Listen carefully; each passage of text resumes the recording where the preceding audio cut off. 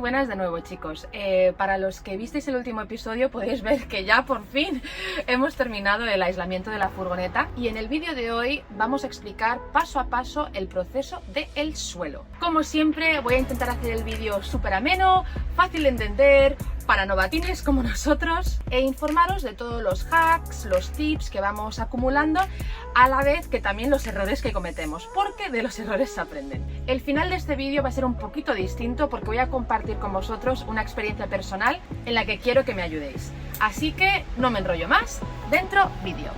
Vamos a empezar por los pasos básicos. A lo largo del vídeo me meteré más en detalle de cada uno. Primero pones una capa antioxidante a la chapa, después lo aíslas, luego le pones algún tipo de tablero para darle grosor al suelo y por último lo forras con un suelo vinílico en rollo, con PVC, pues con lo que te dé la gana. Pero el proceso de camperización es un poco como jugar al ajedrez. Siempre tienes que estar pensando en tu segundo movimiento, en el tercer paso, en el cuarto, en el quinto. Y aunque tu lógica te dice que empieces por el primer paso, para hacer las cosas de una forma más eficiente, tenéis que tomar en cuenta los tiempos que se tarda en que la pintura se seque, en que el pegamento se seque, etcétera, etcétera. Y por eso empezamos con los tableros del suelo. De aquí iba a pasarme 2 días quita y pon para tener las medidas exactas, tenía que tratar la madera y si me pusiese a pintar el suelo de la furgo, pues no podría hacer nada de esto.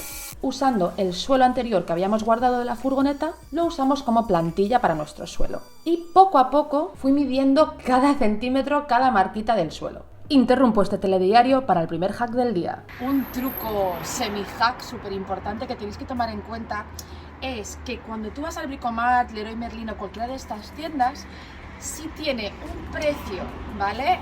Anunciado al lado del material. Y cuando vas a caja es un precio distinto, tienen que como honorar, no sé si es una palabra en español, el precio que está anunciado. Entonces, en nuestro caso, estas tablas de aglomerado que vamos a usar para poner al suelo valían 17, 18 euros, una cosa así al pagar en caja, pero como estaba anunciado por 11 pavos, no le quedó otra a la gente trabajando ahí que nos lo pusieran a 11 euros. Así que recordad, ser nazis, ser pesados. Si pone el precio, a por ello.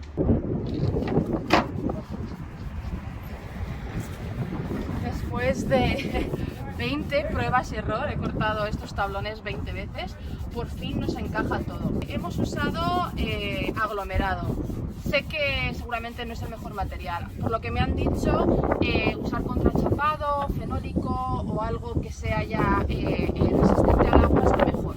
Pero en verdad, en mi cabeza, el MDF tampoco es resistente al agua, la mayoría de los materiales no son resistentes al agua, entonces tienes que impermeabilizarlo de todas formas. A ver, es muy obvio que yo no soy profesional y puede que la esté cagando a saco paco usando aglomerado. Pero de los errores se aprenden, ya os diré en un par de años qué tal me va el suelo. Pero todos los vídeos que he visto, la peña suele usar o contrachapado o MDF de 15 milímetros. Es cierto que son más fuertes, más resistentes, pero no son impermeables. Tú ahí le pones agua y eso expande. En verdad el material que uséis tampoco es que importe, ya que lo más importante es el suelo vinílico que le pongáis al final, ya que eso es lo que lo hace resistente al agua. Esta capa de pintura lo estoy usando como precaución, así que si no es la parte más importante del suelo, ¿no os parece mejor gastarse solo 30 euros en el suelo en vez de 100 con contrachapado? ¿Qué pensáis? ¿Súper buena idea o mala? Vive la crítica constructiva, así que escribirme de todo abajo, que así aprendemos todos. Muchas de las pinturas que hemos conseguido, las hemos conseguido en el punto limpio. Y si no, pues reciclados de gente que no han terminado sus botes y tal. Así con el tema de la pintura merece la pena mirar en Wallapop, mirar vuestros puntos limpios, en las basuras, preguntarle a gente que trabaja en construcción, que compran botes enormes de 25 litros de pintura para pintar una casa, les sobran 4 litros y lo tiran, porque están hechos los colores a medida. Así que merece la pena metiéndole un poco de esfuerzo en encontrar cosas de segunda mano, que así por lo menos te sale gratis o más barato. Pintamos ambos lados y le dimos bastantes capas a los bordes, ya que es la zona más propensa a la que le entre agua. Y mientras secaba, nos pusimos con la última tarea del día. ¿Qué has encontrado? Ahora mismo en el punto limpio a veces tiran pintura.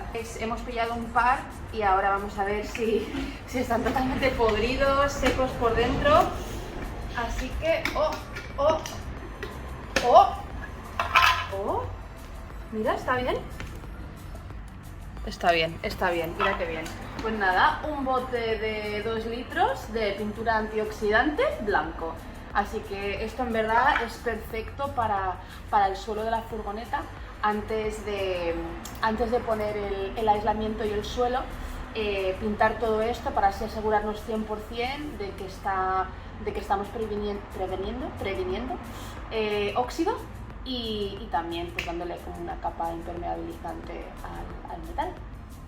Bueno, como ya podéis ver, está todo el suelo ya pintado con el esmalte antioxidante y como hay que dejarlo 24 horas secar, no hay nada más que podemos hacer, así que vamos a aprovechar el día mañana para irnos el día entero a Valencia a comprar cositas. Nos pasamos la tarde gastándonos toda nuestra pasta en Bricodepo y Bauhaus, que son dos tiendas más económicas que Leroy Merlin y Bricomat. Fuimos específicamente a Bauhaus para comprar el suelo vinílico, ya que te salía unos 4 o 5 euros menos al metro cuadrado. Lo que pongas en la última capa del suelo es tu elección. Yo solo os doy mi opinión. Hay gente que usan madera maciza y luego lo ponen con un barniz marino para hacerlo resistente al agua, que queda muy chulo pero pesa bastante. Otra opción es usar friso, las lamas estas que vendan en paquetes que tienen macho hembrado, que en verdad hay varios tipos. Uno es de MDF, que yo personalmente no os lo recomendaría ni de coña, porque aunque la capa de arriba sea resistente al agua, si se te mete el agua entre las piezas, es MDF, eso expande, no es impermeable.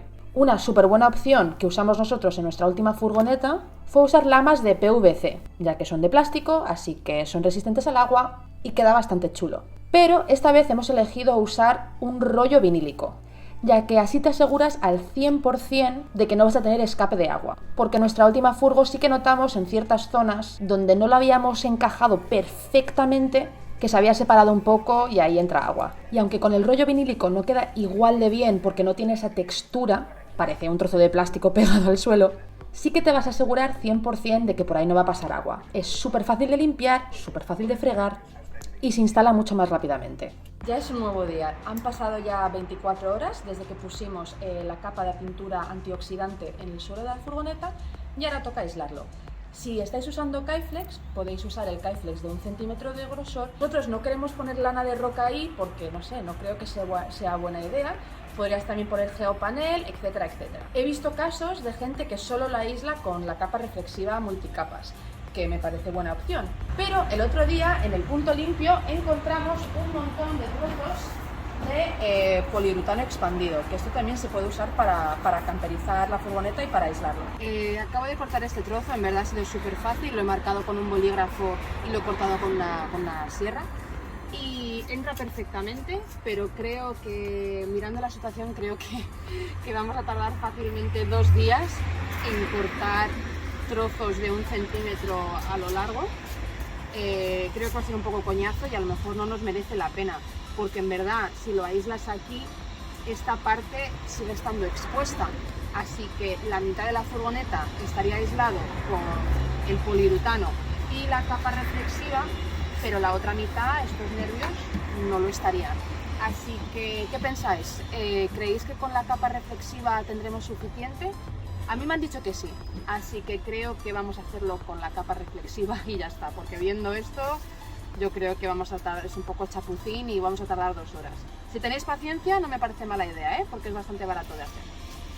Para este segundo paso del proceso, lo primero que hay que hacer es limpiar el suelo, porque si tiene polvo, ahí la cinta aislante no va a pegarse a nada. Y usando el maravilloso ojímetro, me puse a cortar los bordes de la capa reflexiva para que se ajustase a la forma de la furgoneta. Y usando la cinta aislante de aluminio, me puse a pegarlo a las paredes de la furgoneta, no directamente al suelo, para hacer como una forma cuenco, una forma bol, como una piscinita, que así si me cae agua, pues por lo menos no se me entra en los lados. Y para los que habéis visto mi vídeo anterior sobre el aislamiento, me habéis dejado muchísimos mensajes súper constructivos. Y esto fue un fallo mío que yo no lo sabía, a lo mejor porque soy un poquito tonta, un poco lerda, que no me entero. Pero un aislamiento cojonudo de 25.000 capas no va a mejorar el calor ni el frío, sino lo que hace es que retrasa el tiempo que se tarda en que la furgoneta esté a temperatura ambiental. Así que para estar calentitos, en verdad lo que más importa es una calefacción, y para estar bien refrescados, lo mejor es tener buena ventilación. Algo para tomar en cuenta.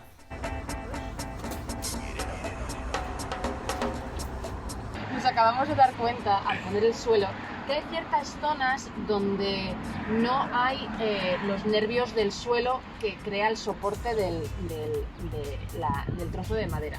Así que usando listones de madera, de nuevo lamas de cama encontrados en la calle, vamos a cortar secciones y ponerlo alrededor del marco del suelo. para asegurarnos que hay soporte y que te puedas poner de pie aquí, porque sin esto, como el suelo es irregular, crea demasiado movimiento. Como somos un poco desastres, este error ya lo cometimos en nuestra última furgoneta, pero usando el suelo como ejemplo, ya que hay un poco de pintura impregnada, os puedo explicar cómo no hacerlo mal. Como os podéis fijar, el suelo de la furgoneta no es homogéneo, tiene unas hendiduras para arriba y para abajo. Pero si os fijáis, en esta zona de aquí y en esta zona de acá no hay esos relieves, lo cual significa que cuando tú cortas tu suelo, si las uniones son justo aquí, los tableros se van a meter para adentro. La cosa clave es aseguraros de que la unión de vuestro suelo sea o aquí, o acá, o allá.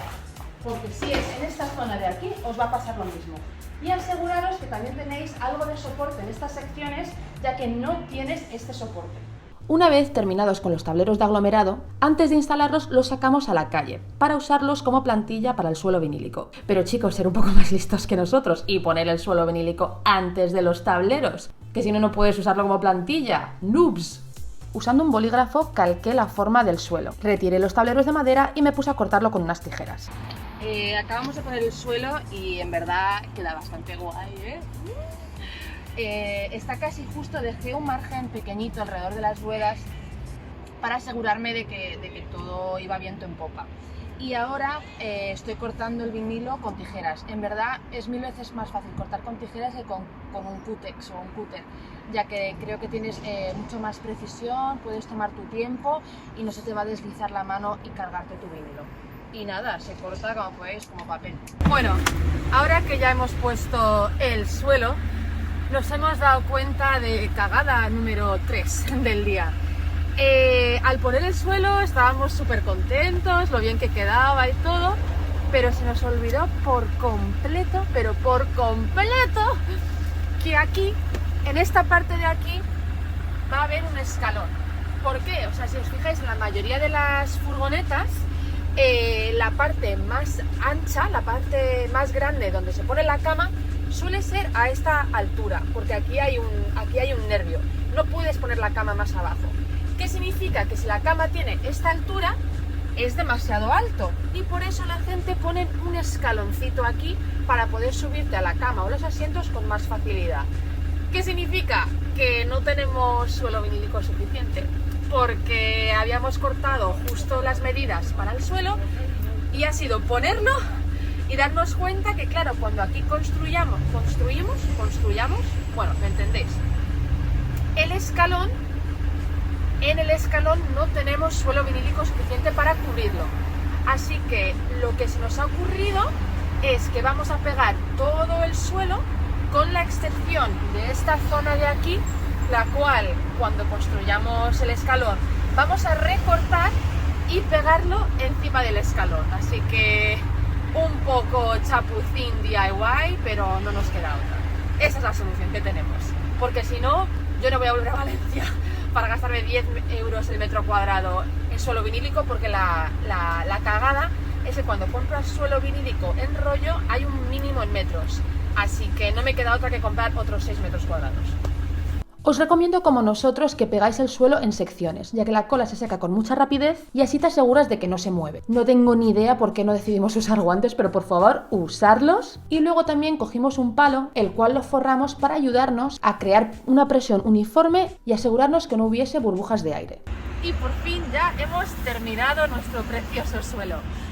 Ahora que se acerca la Navidad, es la excusa perfecta para esta proposición que tengo para vosotros. Hace un par de semanas, Ismail, mi queridísimo Ismail, perdió las llaves de la furgoneta. No puedo explicar en palabras lo estresada y cabreada que estaba. Y gracias al universo, a una persona súper buena, encontró esas llaves, las dejó en comisaría y ahora ya tenemos llaves en la furgoneta. Fue un momento súper eufórico de darme cuenta de que hay gente buena en este mundo. Esto lo compartí por Instagram y comenté que lo que me apetecía hacer es una cadena de favores. como por guardar un buen karma, me había pasado algo bueno a mí, sentía la necesidad de hacer algo bueno para otra persona. Os pedí que me escribieseis en qué os podía ayudar, por ejemplo, en ayudar a diseñar la furgoneta, ayudar con materiales, ayudar a encontrar vuelos baratos, organizar un viaje barato, que antes de todo este tema furgoneta camper estuve 7 años viajando por Asia, así que algo sé. Y me contestó un chico majísimo que quería ponerse a viajar solo por primera vez, pero solo tenía 150 euros para hacer su viaje.